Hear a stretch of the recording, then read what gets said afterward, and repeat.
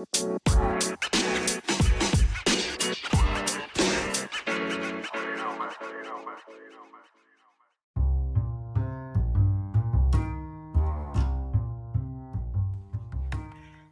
hello. This is Bianca Williams, therapist, coach, wife, and mom, here to deliver another self growth tip. And if you are new here, I just want to welcome you, encourage you to stay for a while. I have other sessions here in this podcast that talks about self growth. Tell me what you think. Tell me if there's topics you would like to hear from my perspective. I am always here to share and give back in some way. And as many of you know, the population that I spend a lot of time doing my work in therapeutically are adults who have experienced childhood trauma. And so what I want to talk about today is some mental health tips for the summer. And I want you to pay attention to this, especially if you are an adult who have experienced childhood trauma, because sometimes this idea of letting go, it can be a little bit tricky for us because it feels like maybe you should be doing something else. Your time is more valuable spent, making money or cleaning up or, doing something for someone. And so your value gets kind of caught up in what you're supposed to be doing versus taking care of yourself. And sometimes you feel guilty. Sometimes you feel like you're doing something wrong when you just take a step back and let go. And so I wanted to get into that a little bit today by just offering a little bit of self-growth that can help with how you look at the summer. Okay, so let's get into it.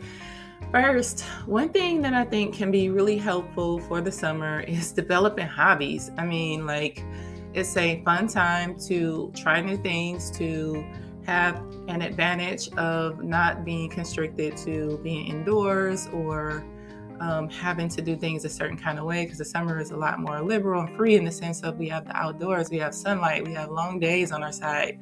And so a lot of freedom in that. So, do things like, visit a farmer's market. There's some fun that can be had out of that. Obviously, there's a lot of things you can try, a lot of things you can see. But on the health side, there's fresh fruits and vegetables. These things are rich in vitamins and antioxidants. And so getting that natural energy boost, right? Like this is just something simple, but also can fuel you in terms of your health. Just in the spirit of going to a farmer's market and starting new hobbies or developing new hobbies, I also recommend getting outdoors. I mean, you literally have the sunlight on your side, the long days on your side. This alone is a mood booster, believe it or not. Just being able to know, like, I can look out my window, go out my door, and there's sunlight. There's this energy in the air. And so being able to be exposed to natural vitamin D, this serves so many health benefits for us. And some of our demographics suffer more from vitamin D deficiency than others. So this is a benefit, a huge benefit. But there's other hobbies that you can engage in, such as swimming, hiking, going for a walk.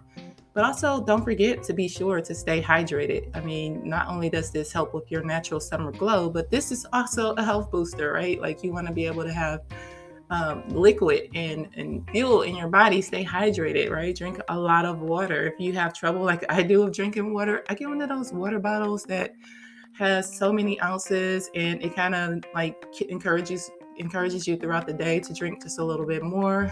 My water bottle actually also has a little positive messages along the way to say, yeah, you're doing a good job, keep going, so I love it. I love it, love it, love it. And I feel proud of myself when I finish that bottle. So yeah, keep something that keeps you going. If you have trouble, just like I said, with me, I just don't even pay attention to water sometimes. So having that bottle helps. Another thing, in addition to developing hobbies for summer to just manage your mental health, is stress management, right? Like just take a break. You do not have to go, experience. Summer is free and fun, but it also can be stressful because there's so much going on all the time. And so I'm going to get into a little bit of that, but simple stress management tips that I default to is just being able to take a step back, make sure that you are taking deep breaths, throughout your day, throughout your interactions. That's super important. It is a way to just calm your body down when it's starting to have those stress responses and recenter you so that you can process what you need. Be sure to set boundaries, right? Like you don't have to show up fully to everything. Some things may not be for you, and that's okay. Again, the summer can be an exciting time because there's so much going on. But being able to know yourself and know that I'm not the person who's supposed to be in every single event or committing myself to every single activity. You still have your life going on, things that are important to you. And so that kind of leads into my next tip for your mental health during the summer is maintaining a routine. That means not only, right, having this structure. I love structure. I love like the idea of looking forward to something that feels like it's set up in my day and intentional to me, but building in free time for yourself. This is a part of that maintaining routine piece because there are times where we are on the go in the summer. We're doing a lot of new things. We're traveling, all of that. And we can forget to give ourselves free time, which can be overwhelming, can increase our stress and cause us to not be taking care of ourselves in the best way. And again, when you default back to those childhood trauma experiences, you may find yourself slipping into old routines that are not helpful for your mental health and your self-care. Another mental health tip for the summer is connecting with others. Summer is, again, a fun time. I cannot stress that enough. But it's fun for social activities. I mean, there's festivals going on in the summer. There's concerts outdoors. I know some of my favorite concerts have been spent outdoors. Family gathering, right? Being able to nurture your support system. This is something that helps you feel connected to people. So, connecting to people is definitely a tip that I would encourage, and you can do it in a lot of ways. I like the way I, think about the summer in the sense of it's not only holidays that you have to see them. It's not only indoors that you have to see them. It's not only at people's houses. There's so many endless opportunities for how you can connect with your friends and family, and just, having that sense of nurturing those support systems. Another self-growth tip for the summer, when you think about your mental health, is self-care. I mean, essentially being able to take care of yourself. And so when I talk about going outdoors, this can be something that you do in option of staying in the house and watching TV, right? Just grab a chair, a good book, and go outside, right? Go relax, go sit on the porch.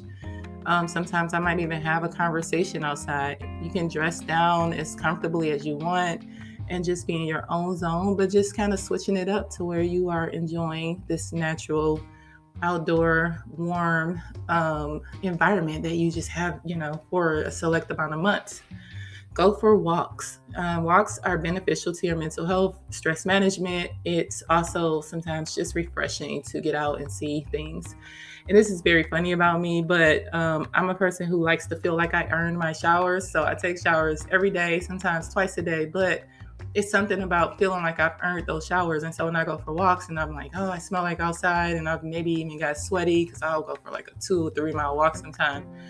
And the weather is hot, and you may be feeling sticky and all of that. I feel like I earned that shower. So it's more relaxing. It feels better. I feel this sense of refreshment when I get in that shower after that walk. And so going for walks can serve multiple purposes for your self-care. But also something you can think about with self-care is documenting your ventures with, video where you can record some of your walks or just things you're doing, photos, and or a journal. Something about experiencing life and being able to look back at that time in the future and reconnecting with your younger selves is powerful because you won't always remember those moments exactly. And so if you have something that is a reflection or a snapshot of that time in your life, then hey, it's essentially you being able to capture your own story and frame your own memories. And so I'm all for documenting your ventures as a form of self-care so that you can be able to reflect on who you are as you grow and evolve in life. Another thing you can do is create a home spa, right? Like you can definitely do it big for yourself at home with things like, maybe I'm gonna do a bubble bath with Epsom salt, bubble bath, all of that fun stuff. Make a face mask, do something fun, right? Put all the like little fun stuff in there, avocado and all the stuff that you may hear about that, can be a custom face mask that just gives your skin that wonderful summer glow. Also body oils, right? Like being able to just I don't know, it's just spoil your skin, right? Like just give it everything. So body oils, lighting candles, listening to some good music, or if you're like me, listening to a good book. I'll listen to music, but I also love to just dive and lose myself in a good book.